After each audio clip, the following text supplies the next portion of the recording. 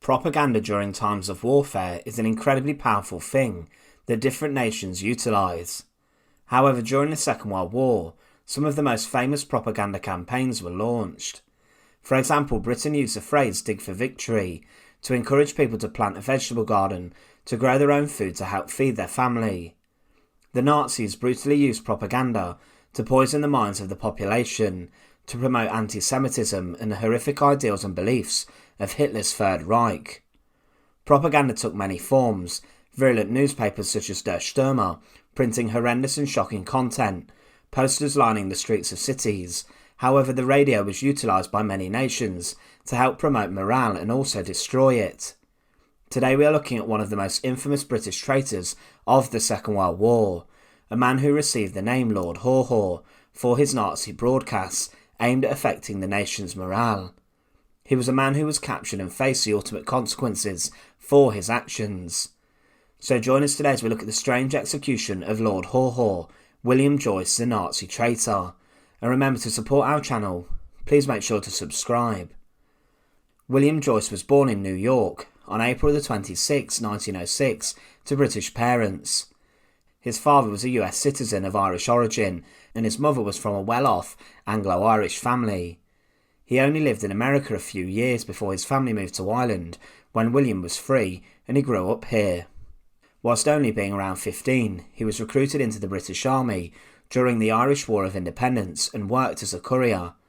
Allegedly, during his walk home from school, at one point he was almost assassinated by the IRA. However, because of the dangers he faced, he was sent out of the country to Worcestershire in England. Whilst here he continued learning, and during his studies at university he became obsessed with fascism. During a meeting in support of a Conservative Party candidate for Lambeth North in the general election, Joyce was set on by a group of communists and attacked. During this brawl he was slashed in the face by a razor, which left a huge permanent scar on his face that ran from his earlobe to the corner of his mouth. William Joyce after this then rose throughout the different ranks of different fascist organisations in Britain and joined the British Union of Fascists in 1932, led by Oswald Mosley. Joyce spoke out and was noted for his commanding presence and speaking skills. For example, it was said, "Thin, pale, intense. He had not been speaking many minutes before we were electrified by this man, so terrifying in his dynamic force, so vitriolic." He was later sacked in 1937 by the BUF and Mosley and became embittered with the group, forming a different breakaway organisation called the National Socialist League, the NSL. The NSL wished to bring Nazism to Britain to create a new version of British fascism.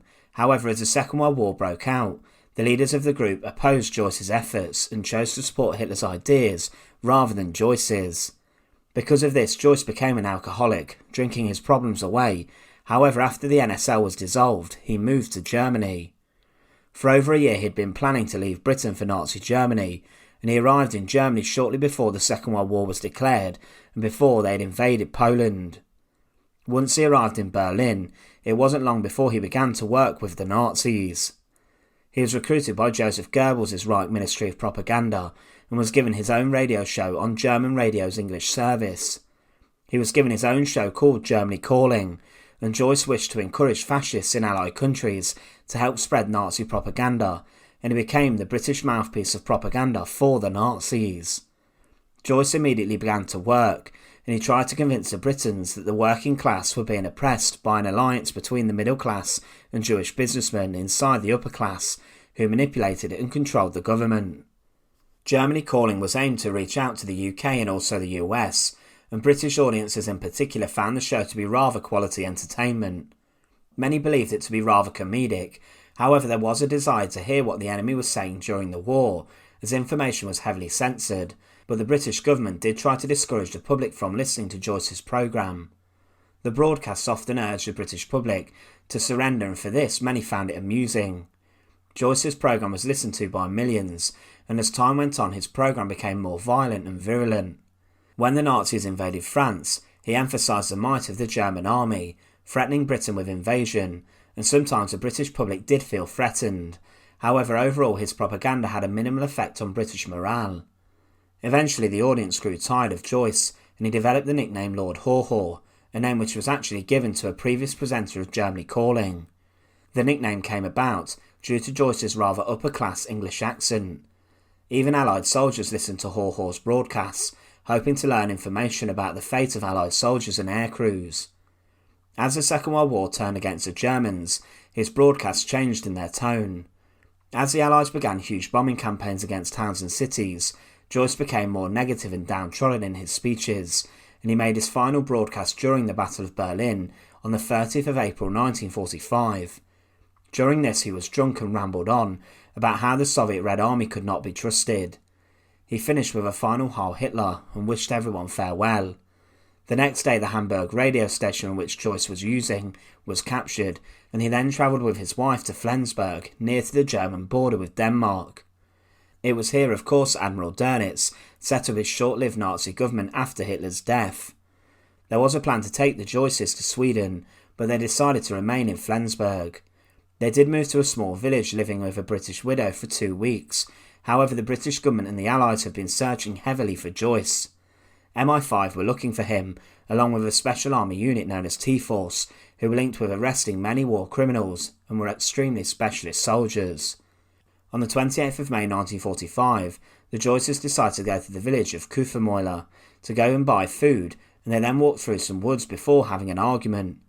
William Joyce then decided to go for a walk alone in the woods that afternoon, and then decided to rest up having a sleep.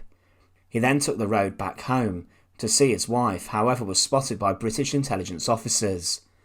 They approached him and Joyce spoke in French, however one of the soldiers recognised his voice. Joyce then went to get something out of his pocket, possibly his forged identity papers, and Lieutenant Geoffrey Perry fired his pistol at Joyce and he was placed under arrest.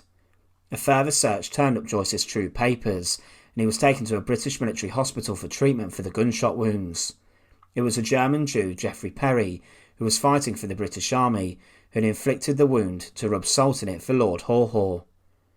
Joyce was then transferred to London to be tried on 3 different counts of high treason. However, there were issues. Joyce held a British passport, although lied about his country of origin to get it. However, he had never been a true British subject. Because of this, it was argued that he could therefore not be tried for treason. However, this evidence of possession was enough for the prosecution to begin, and despite being acquitted of 2 charges, he was convicted of being a person owing allegiance to our Lord the King, and whilst a war was being carried on by the German realm against our King, did traitorously adhere to the King's enemies in Germany by broadcasting propaganda. Joyce appealed, but the conviction was upheld and he was sentenced to death. He allegedly wrote afterwards, "In death as in life I defy the Jews who caused this lost war, and I defy the power of darkness which they represent. I warn the British people against the crushing imperialism of the Soviet Union.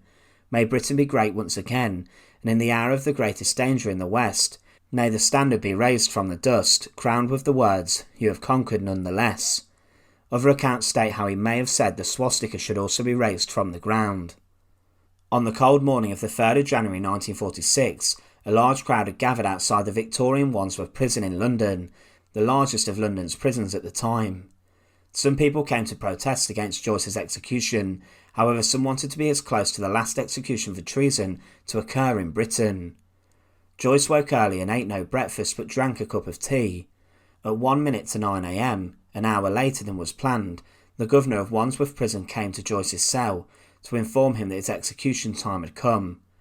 Joyce did not have long to walk, with the execution chamber being a few yards away. However, Joyce's knees were trembling. Albert Pierpoint was his executioner, and he stated that his last words were, "I think we'd better have this on, you know." As Joyce was led to the gallows inside the prison, Pierpoint looked him in the eyes, placed a black hood over his head, and then placed a noose around Lord Haw Haw's neck. He was placed over the trapdoor, and then a few seconds later Pierpoint pulled the lever that released the trapdoor. Instantly Joyce's spinal cord snapped and he was dead. It was said that Joyce's skull had burst open and blood was dripping onto the floor. At 8 minutes past 9 a.m, a police officer came out of the prison and pinned the official announcement of Joyce's hanging, and a group of men in coats raised their right arms in salute and performed a Heil Hitler gesture. William Joyce's remains were buried in an unmarked grave within the prison. William Joyce's execution at the time was slightly controversial, as was his trial. However, it was clear that he defected from Britain to the Nazis shortly before the war broke out, and that he worked for the Third Reich to help them get the edge over the Allies.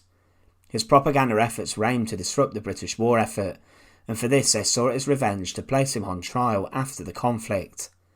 Whether Joyce's punishment was in fact too harsh remains debatable, as he was a man who hadn't taken any lives during the Second World War. His execution was one which was historic, and the story of Lord Haw Haw remains one which is still incredibly interesting. Once again, thanks for watching. To support our channel, please make sure to subscribe, and once again, thank you so much for watching.